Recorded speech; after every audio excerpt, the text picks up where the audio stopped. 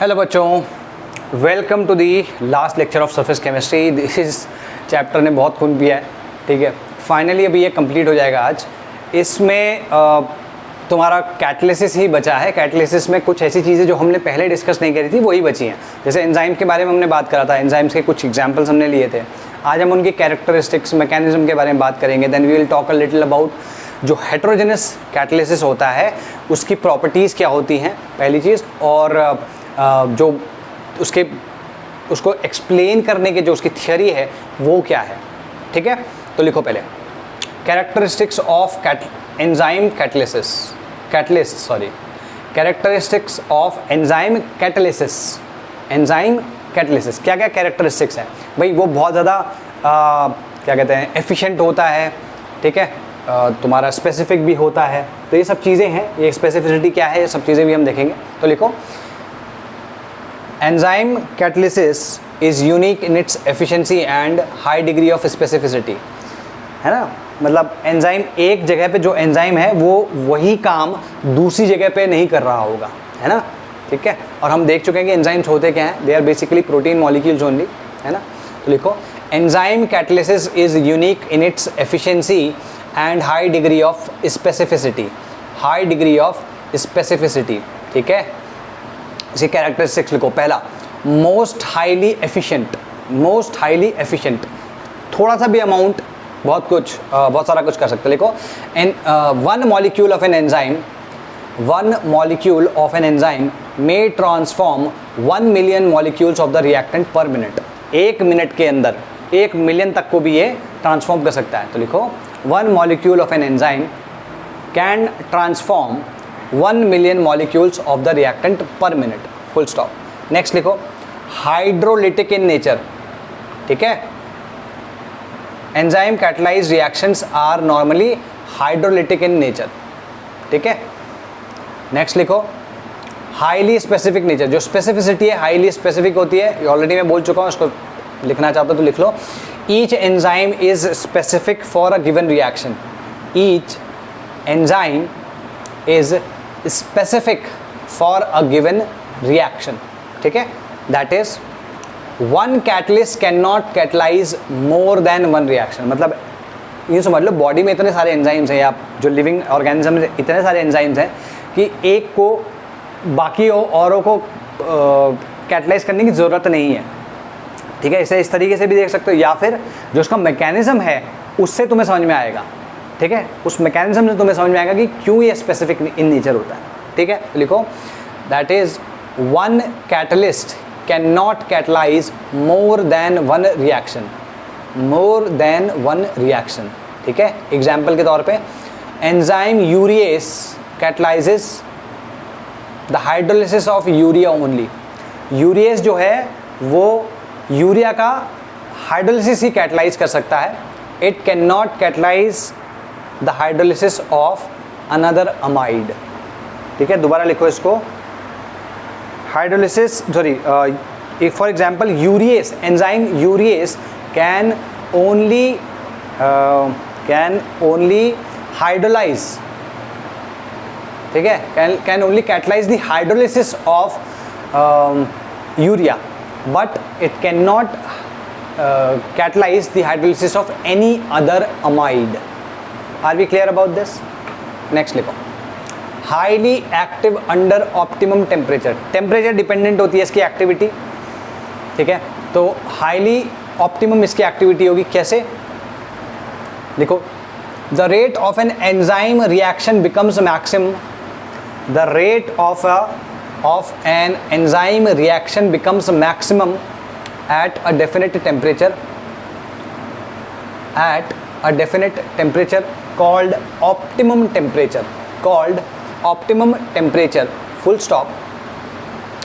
On either side of the optimum temperature the activity decreases. अगर मैं rate की बात करता हूँ किसी भी एंजाइम के लिए, तो टेम्परेचर तुम्हारा इधर बढ़ रहा है, या एक्टिविटी अगर तुम्हारी है, या रेट जो है तुम्हारा, और रेट वो कुछ इस तरीके से वेरी करेगा।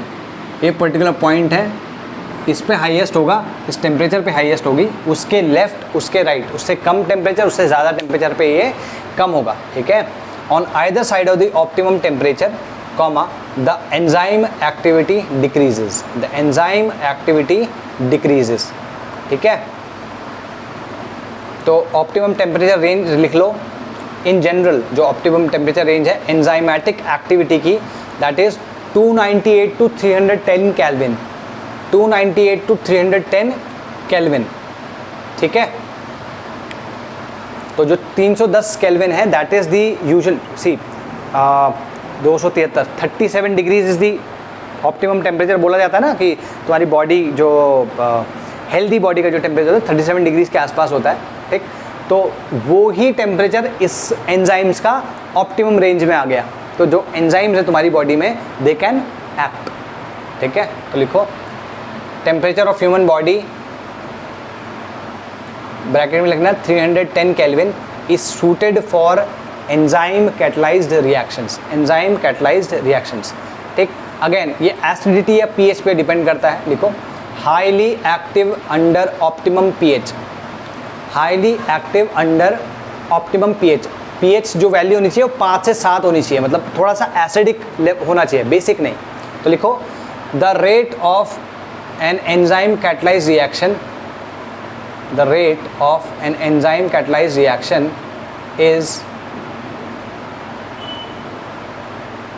is maximum at a particular pH called optimum pH, is maximum at a pH called optimum pH.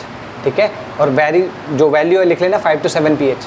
pH value की जो रेंज है, pH रेंज है वो 5 to 7 है. ठीक है, लिखो increasing activity in the presence of activators and coenzymes. जैसे तुम्हें प्रोमोटर्स की मैंने बात करी थी कैटलिस्ट में. प्रोमोटर्स क्या करते हैं, कैटलिस्ट की एक्टिविटी बढ़ा देते हैं, है ना. कैटलिस्ट की जो क्षमता है, जो उसकी कैपेसिटी है, कैपेबिलिटी है, वो बढ़ा देते हैं. ठीक है, इसमें देखो the enzymatic activity is increased in the presence of, the enzymatic activity is increased in the presence of certain substances known as coenzymes, known as coenzymes. ठीक है, full stop. ठीक, it has been observed that when a vitamin, bracket में लिख लेना small non protein vitamin is present along with an enzyme. अगर तुम protein जो enzyme है उसके साथ विटामिन थोड़ा सा कहीं पे रख दो, कोई सा पर्टिकुलर विटामिन हो सकता है, वो रखो तो उसकी कैटालिटिक एक्टिविटी जो होती है वो बढ़ जाती है. ठीक है, is present along with an enzyme, the catalytic activity is enhanced considerably, is enhanced considerably. ठीक है, तो cool. Now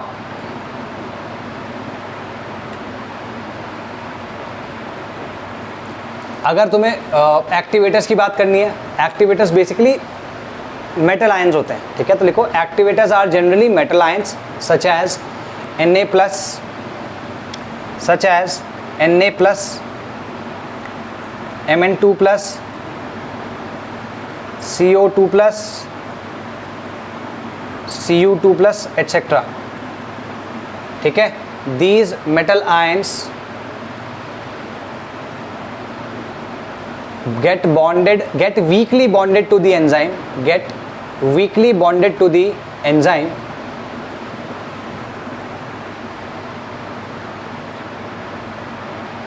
and increase their catalytic activity. तो जो अमाइलेस एग्जाम्पल के तौर पे लिखो, अमाइलेस की जो एक्टिविटी है that is increase by Na+ ions. ये जो एग्जाम्पल है ये तुम्हारा NCERT का है और ये इंपॉर्टेंट है. क्यों? क्योंकि एग्जैक्टली ऐसे एग्जाम्पल्स पे तुम्हारे JEE मेंस में भी क्वेश्चन आते हैं, क्योंकि वो पूरा का पूरा NCERT बेस्ड होता है, ये ध्यान रखना. ठीक है, तो अमाइलेस का लिखो, amylase in the presence of sodium chloride. ठीक है, Na+ आयंस, दैट इज ये लिखो amylase in the presence of Na+ ions are catalytically very active. ठीक है, नेक्स्ट लिखो influence of inhibitors and poisons. Inhibitor और पॉइजन क्या होते हैं? इनहिबिटर इज दैट कैटलिस्ट जो कि तुम्हारी एक्टिविटी जो होती है नेगेटिव में होती है, मतलब वो रेट को डिक्रीज करता है. और जो पॉइजन होता है वो तुम्हारा, चाहे तुम पॉजिटिव कैटलिस्ट हो या पॉजिटिव कैटालिटिक एक्टिविटी दिखाते हो, उस एक्टिविटी को थोड़ा कम कर देता है। क्लियर होगी बात? तो लिखो like ordinary catalyst enzyme, like ordinary catalyst enzymes are also poisoned by the presence of certain substances. Poison का मतलब समझ गए ना, उसकी कैटालिटिक एक्टिविटी कम कर दी। नेक्स्ट लिखो एवोल्यूशन ऑफ गैसेस। यूजुअली जो भी एंजाइमेटिक एक्टिविटी हो एवोल्यूशन ऑफ गैसेस के थ्रू ही होती है, तो लिखो इसमें एवोल्यूशन ऑफ गैसेस, ये 8th पॉइंट है। Enzyme catalysis takes place with the evolution of gases. Enzyme catalysis takes place with the evolution of gases, ठीक है। Dependence of rate on concentration, ये ध्यान रखना, the rate of reaction depends on enzyme concentration. जितना ज़्यादा enzyme होगा उतना ही ज़्यादा, ठीक है, उतना ही ज़्यादा रेट ऑफ रिएक्शन होगा, ठीक है। तो अब इसकी मैकेनिज्म देखो, मैंने तुम्हें बोला ना एक ही को करेगा। देखो भाई, इसमें ऐसा होता है कि एंजाइम कुछ इस तरीके का होता है, जैसे मान लो एंजाइम की बॉडी कुछ इस तरीके की होगी,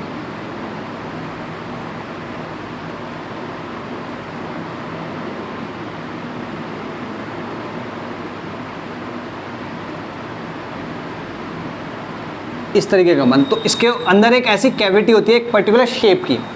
अब जो तुम्हारा सबस्ट्रेट है, जो रिएक्टेंट जो है, उसका भी शेप कुछ इस तरीके का ही होगा।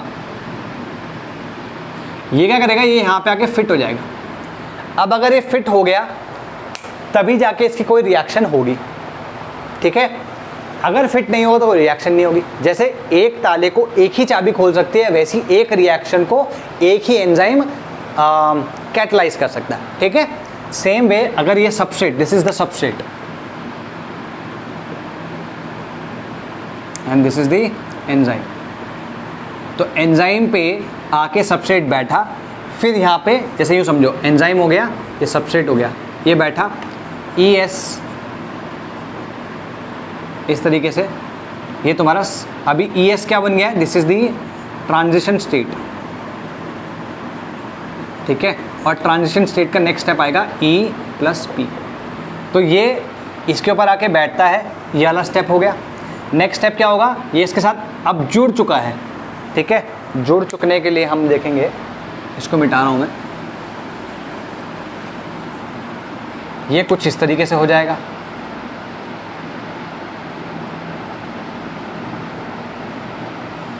ऐसा कुछ हो जाएगा। और यहाँ पर ये जो मॉलिक्यूल है वो इस तरीके से आके बैठ जाएगा, ठीक है। क्योंकि एकदम फिट हो गया है, यहाँ पर इसकी रिएक्शन हो जाती है और फाइनली ये अगेन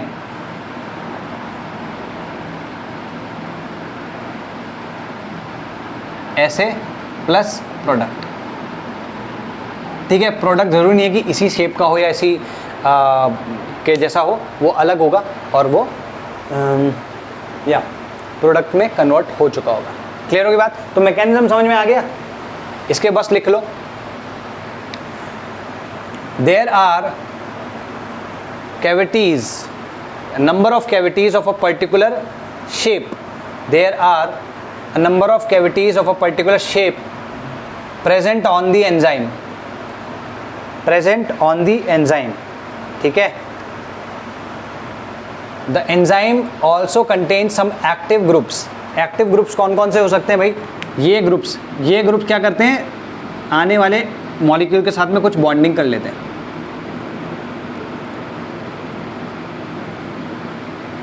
ठीक है। ये सारे के सारे ग्रुप्स हो गए एटसेट्रा। दीज, ठीक है, दीज एक्टिव सेंटर्स, मान लो इनको ग्रुप्स है ना, ये सेंटर्स हो गए। These active centres are on the surface of the enzyme, are on the surface of the enzyme, ठीक है। The molecule has a complementary shape, the molecule और the substrate has a complementary shape which gets fit into the enzyme like a key, which gets fit into the enzyme like a key, ठीक है, अब इसमें होता क्या है, इसके यहाँ आने पे स्लाइटली बॉन्डिंग हो जाएगी। बॉन्डिंग होने से क्या होता है, एनर्जी रिलीज होगी तो इनकी एनर्जी बढ़ जाएगी तो जो एक्टिवेशन एनर्जी है ना, वो कम रिक्वायर्ड होगी।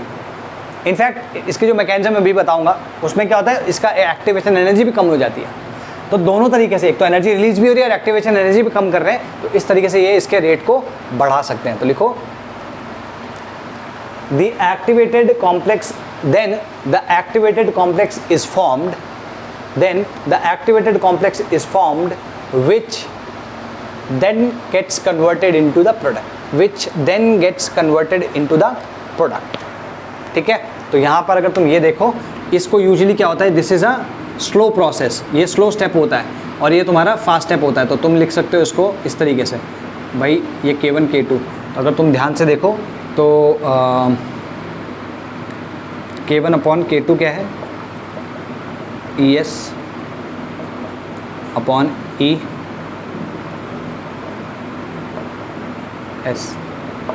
ठीक है। तो अगर हम K की बात करें, यहाँ से यहाँ कन्वर्ट हुआ तो K is equals to K नहीं, रेट इज इक्वल्स टू, नहीं sorry, this is the slower step, rate is equals to K into ES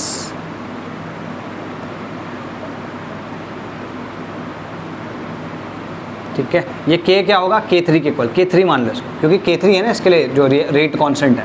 अब रेट कांस्टेंट ये हो गया, इसमें क्या कर सकते हो, यहाँ से ये वैल्यू डाल सकते हो, सॉरी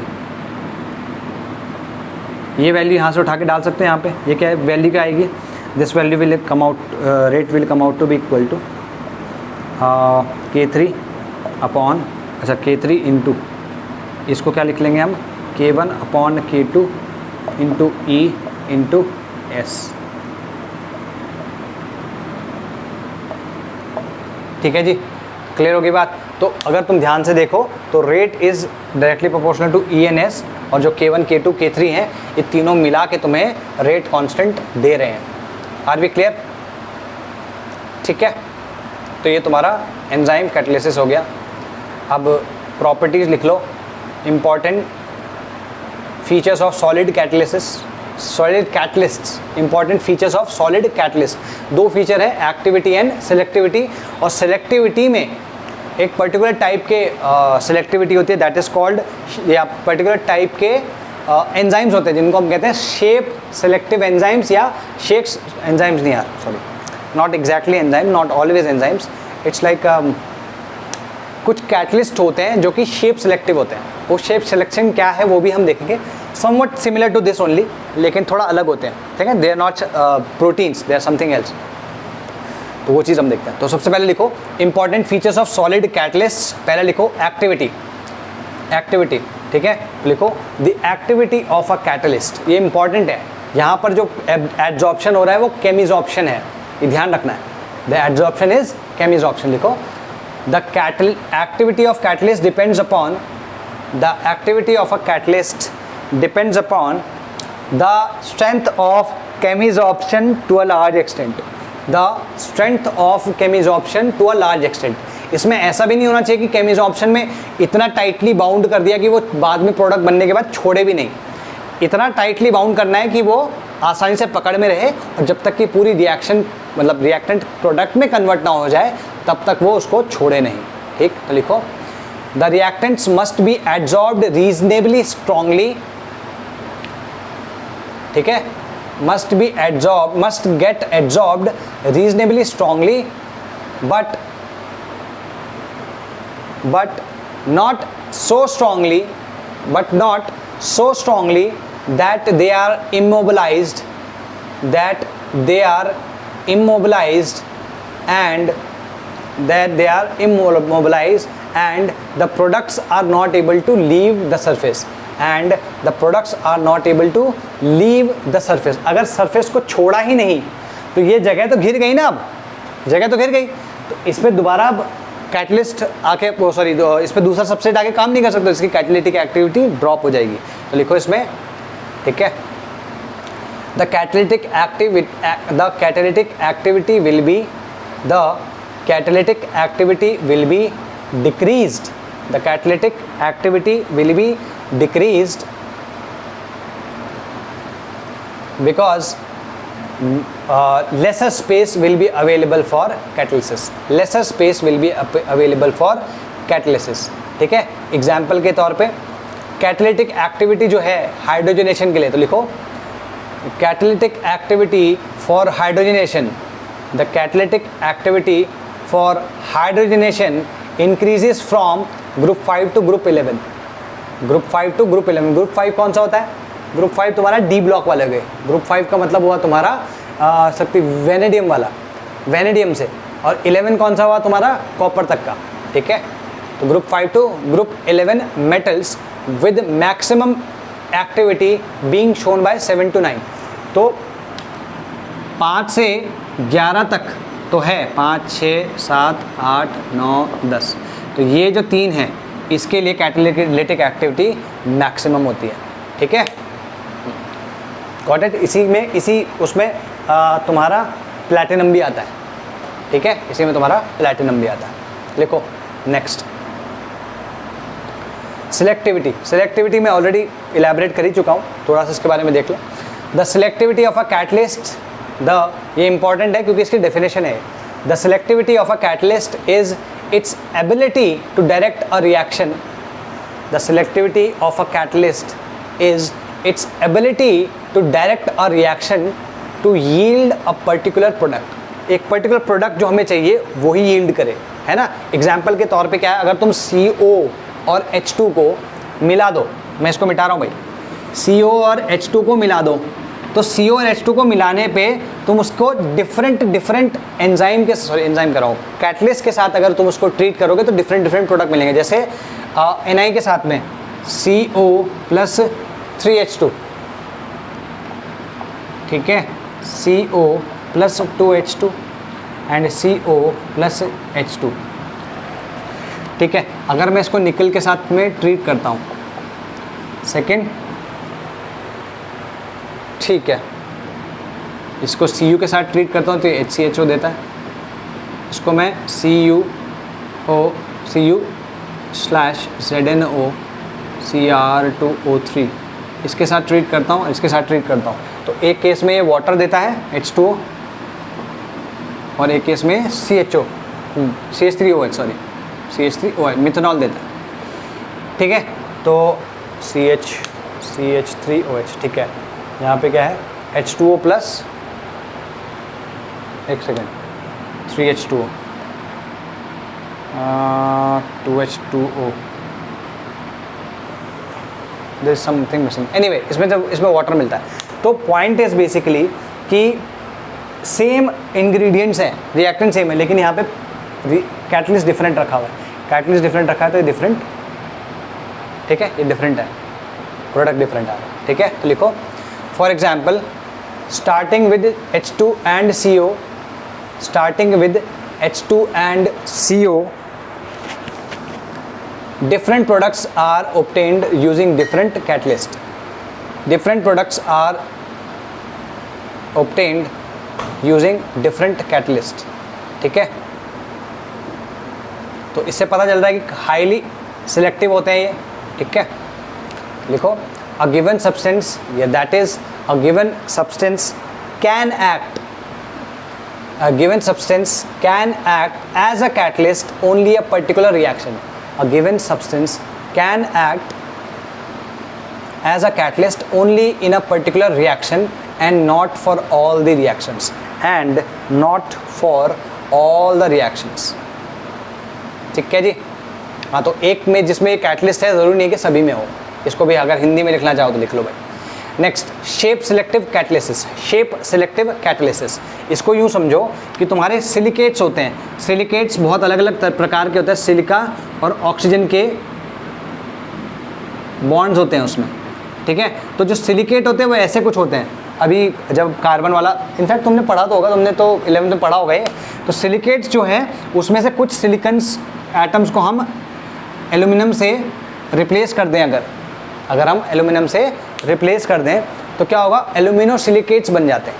अब एल्यूमिनो सिलिकेट्स का प्रॉपर्टी क्या होती है, इनमें ये पोरस होते हैं, इनमें पोर्स होते हैं, और पोर्स क्या होते हैं, छोटे छोटे ये समझ लो छोटे छोटे कमरे होते हैं, बहुत बड़ा एक नेटवर्क होता है इसके मॉलिक्यूल का बहुत बड़ा मॉलिक्यूल होता है, और इनके बीच में बहुत छोटे छोटे गैप्स होते हैं, छोटी छोटी जगहें होती हैं।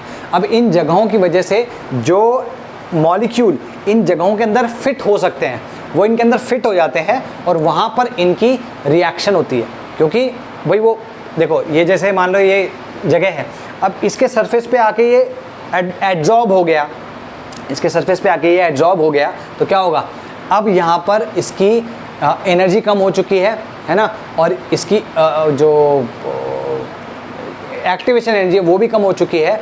इस वजह से ये क्या करेगा, इट विल क्या बोलते हैं, it will get converted into product easily, ठीक। और जितने ज़्यादा ऐसे पोर्स होंगे उतना ही ज़्यादा ये इफ़ेक्टिव होगा, ठीक है, क्योंकि उतना ज़्यादा इफेक्टिव होगा। तो भाई जब ये जो जिनकी मैं बात कर रहा हूँ इनके पास बहुत सारे पोर्स होते हैं, तो इसीलिए इनकी कैटालिटिक एक्टिविटी भी ज़्यादा होती है। तो लिखो the catalytic activity that depends, या catalytic reaction that depends upon the pore structure of the catalyst. Pore समझ गए ना, इसी में छोटे छोटे गैप्स होते हैं, जगहें बनी होती हैं, voids कहते हैं उनको, pores या voids। The catalytic reaction that depends upon the pore structure of the catalyst, the pore structure of the catalyst and the size of the reactant and product molecules and the size of the reactant and product molecules is called shape selective catalysis, ठीक है। First एक मतलब इसमें zeolites लिख लो, zeolites भी कहते हैं इनको, जो इस तरीके के कैटलिस्ट होते हैं उनको जियोलाइट कहते हैं। देखो जियोलाइट्स आर, एक एग्जांपल है, जियोलाइट्स आर माइक्रोस्ट्रक्चर या माइक्रोपोरस एल्यूमिनो सिलिकेट्स, ठीक है। जियोलाइट्स आर, इसकी ये आया है भाई तुम्हारे बोर्ड में भी आया है ना, इसकी डेफिनेशन आ सकती है, इसलिए ये याद रखना। Zeolites are microporous aluminosilicates with 3 dimensional network of silicates, in which 3 dimensional network of silicates in which some silicon atoms are replaced by aluminum. Some silicon atoms are replaced by aluminum. तो इस तरीके का कुछ structure देते हैं, ये लिख लेना, ठीक है।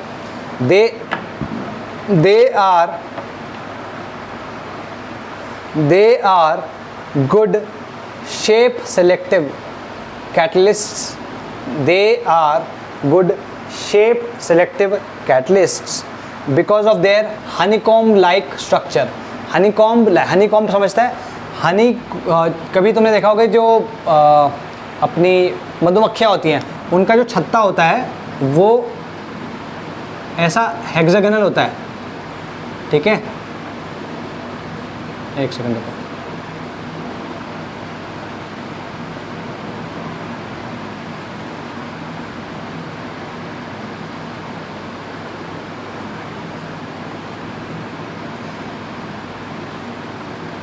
इस तरीके से हनीकॉम्ब से स्ट्रक्चर बना होता है, ठीक है।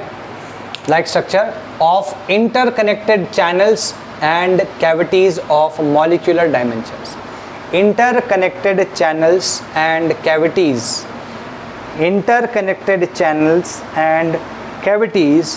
of molecular dimensions, ठीक है। the reaction taking next लिखो, the reaction taking place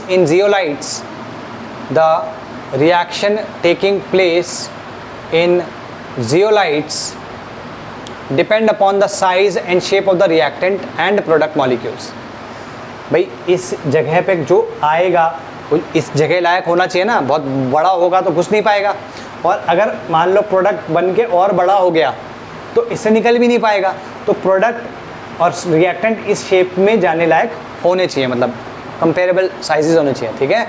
तो लिखो the reactions taking place in zeolites depend upon the size and shape of the reactant and product molecules,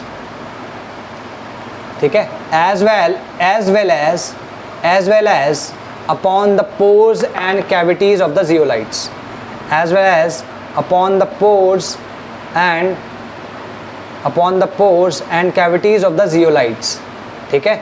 तो हम इनको मॉलिक्यूलर सीव्स भी कह सकते हैं। भाई अगर ये ऐसा है, इससे बड़ा पार्टिकल अगर तुम इसके थ्रू डालना चाहो तो नहीं होगा। जैसे छन्नी होती है, सीव का मतलब छन्नी होता है, तो छन्नी में तुम अगर पतले पोर वाली छन्नी रखते हो तो हमेशा उसमें उससे छोटे पार्टिकल्स ही पास हो सकते हैं, उससे बड़े पार्टिकल्स ऊपर रह जाते हैं। जो चोकर होता है उसके पार्टिकल्स बड़े होते हैं ना, ठीक है, दैट इज़ द रीज़न। तो लिखो इसमें thus zeolites act as molecular sieves, thus zeolites act as molecular sieves. Next लिखो they are found in nature as well as synthesized for catalytic selectivity, है ना। ये नेचुरल भी होते हैं, आर्टिफिशियल भी होते हैं, मतलब हम खुद भी सिंथेसाइज कर सकते हैं। सिंथेटिक भी होता है, नॉट आर्टिफिशियल, सिंथेटिक भी होते हैं, ठीक है। नेक्स्ट लिखो दे आर फाउंड, मैं इसी को दोबारा रिपीट कर रहा हूँ, they are found in nature as well as synthesized for catalytic selectivity, synthesise for catalytic selectivity, ठीक है।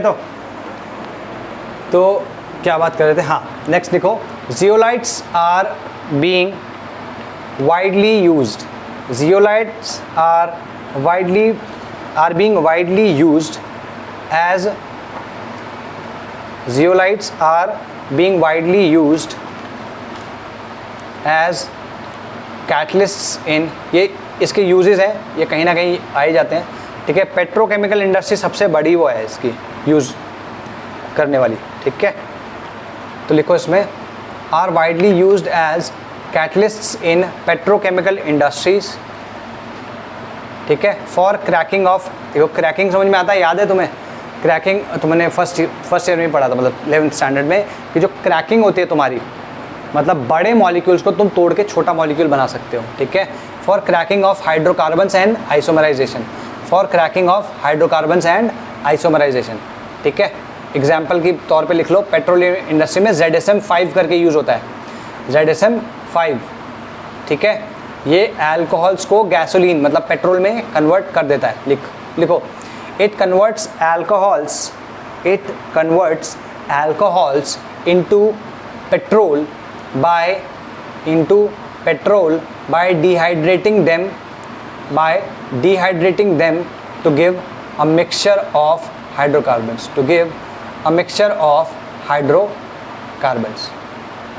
ठीक है। ये तुम्हारा यहाँ पे शेप सिलेक्टिव और इसकी प्रॉपर्टीज़ होगी। अब लास्ट जो पार्ट बचता है that is only your adsorption theory. देखो भाई सॉरी एड्जॉर्प्शन थियरी कह रहा हूँ, जो इनकी फाइनल थियरी है, अभी फाइनल थियरी क्या है वो बताते हैं। तुम्हें याद होगा पिछले वाले उसमें कि हमने कैटलिस्ट का जो मैकेनिज्म था वो बताया था। देखो अगर कोई रिएक्शन, ये क्या था तुम्हारा,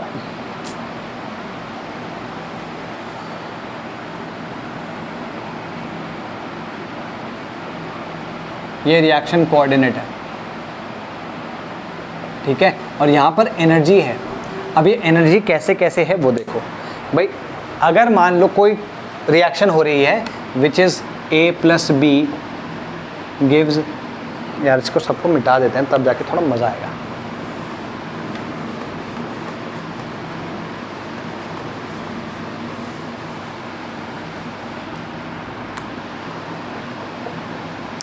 मान लो कोई रिएक्शन है A + B gives C + D, तुम इसको R गिव्स P भी लिख सकते हो, मुझे कोई फ़र्क नहीं पड़ता।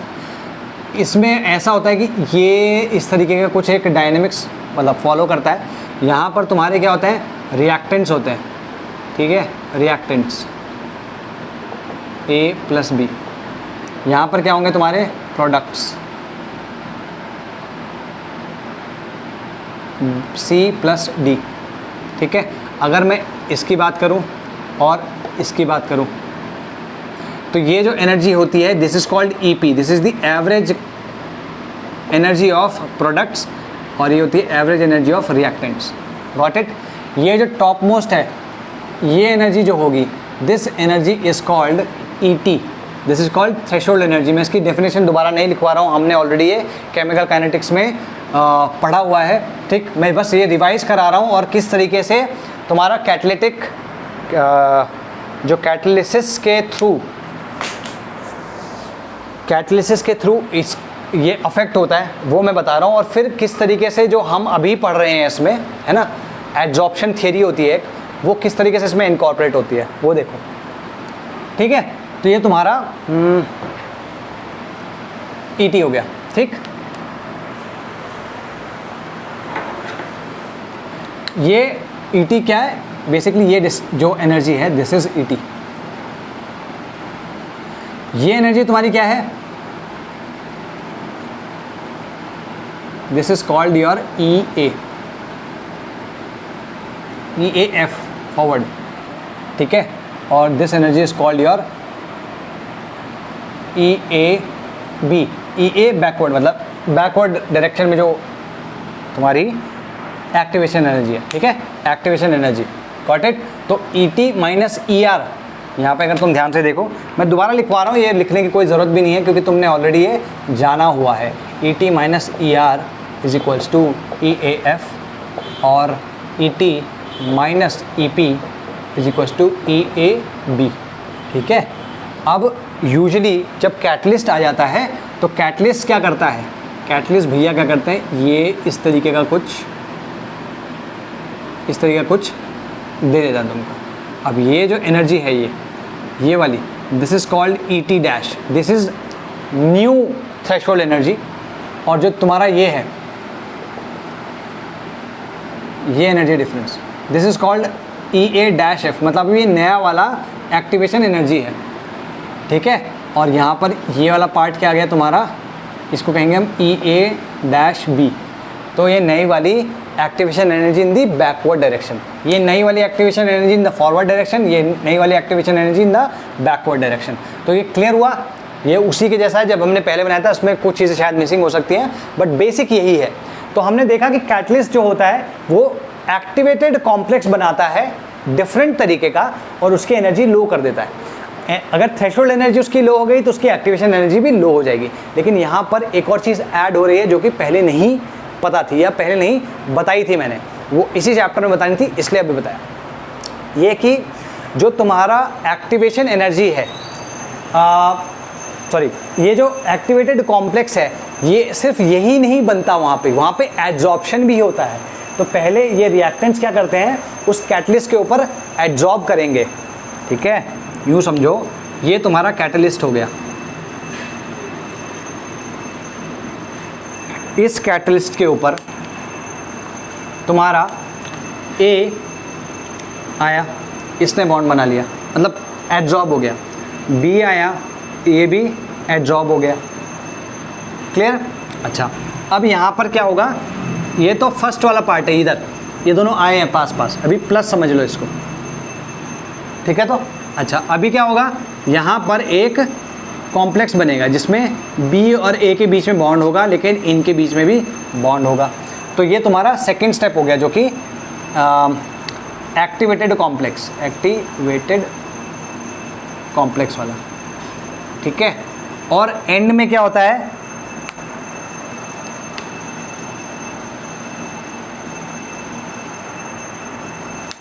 तुम्हारा ये A और B का बॉन्ड बन जाता है और यहाँ पे से इसका एड्जॉर्प्शन हट चुका होता है। ठीक है, चाहो तो तुम इसको भी रख सकते हो तभी, और फिर फाइनली ये हट जाएगा यहाँ से। क्लियर होगी बात? अच्छा, यहाँ पर इससे क्या फ़ायदा हुआ वो देखो। जब यहाँ पर एड्जॉर्प्शन है तो तुम्हें पता है एड्जॉर्प्शन जो होता है एक्सोथर्मिक होता है, हमेशा एड्जॉर्ब होने पे एनर्जी रिलीज़ होगी। अगर एनर्जी रिलीज़ होगी तो इन क्या कहते हैं, इन मॉलिक्यूल्स को की जो ER है, जो average energy of the reactants है, वो बढ़ जाएगी। अगर वो बढ़ जाएगी तो इनके बीच का जो EAF है, जो एक्टिवेशन एनर्जी है, वो कम हो जाएगी। कम हो जाएगी तो रिएक्शन फास्ट हो जाएगी। क्लियर होगी बात? This is how it is. यहाँ पर एड्जॉर्प्शन हुआ, यहाँ पर एक्टिवेटेड कॉम्प्लेक्स बना और यहाँ पे फाइनल प्रोडक्ट बन गया। ठीक है, तो यहाँ पे तुम कह सकते हो एड्जॉर्प्शन ऑफ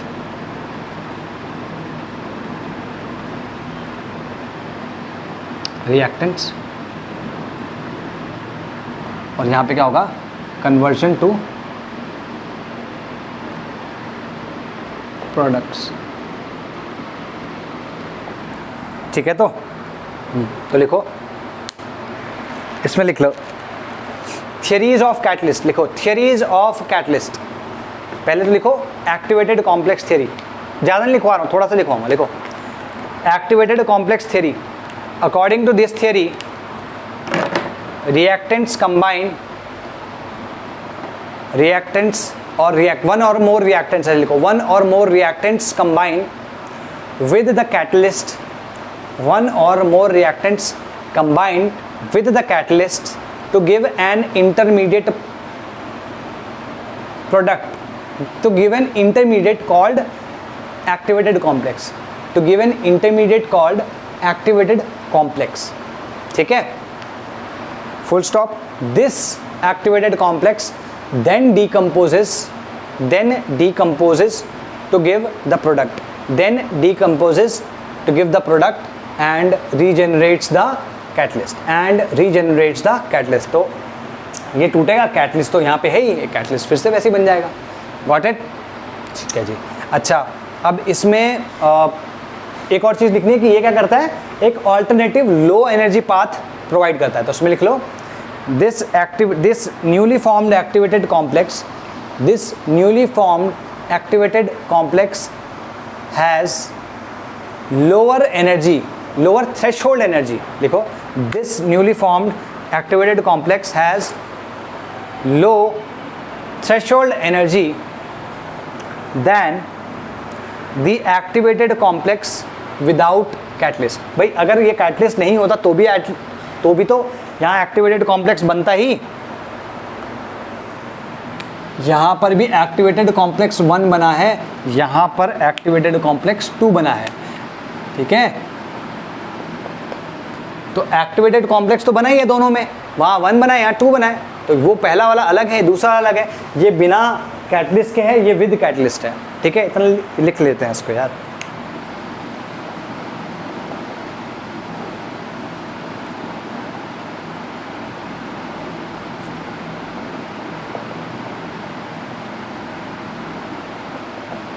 ठीक है, तो लिखो the threshold energy of the newly formed activated complex has lower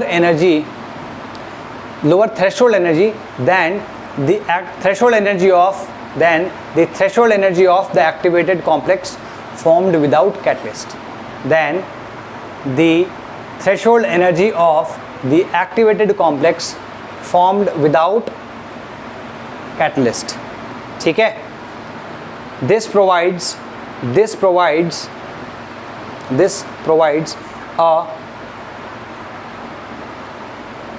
an alternate low energy path,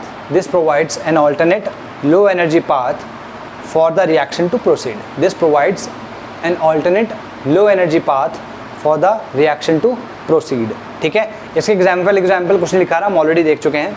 next लिखो एड्जॉर्प्शन थियरी। ठीक है, तो लिखो इसमें एड्जॉर्प्शन थियरी लिखो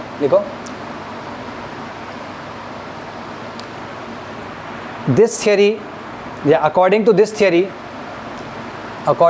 theory, reactants in gaseous state or in solutions, reaction in gaseous states or in solutions, are adsorbed on the surface of the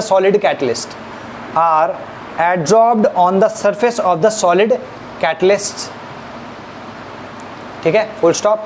ये दो काम करती है क्या, एक तो कॉन्सेंट्रेशन बढ़ा देगी, कॉन्सेंट्रेशन तुम्हें पता है कि जो रेट ऑफ रिएक्शन है वो कॉन्सेंट्रेशन ऑफ रिएक्टेंट पे डिपेंड करता है, क्लियर होगी बात।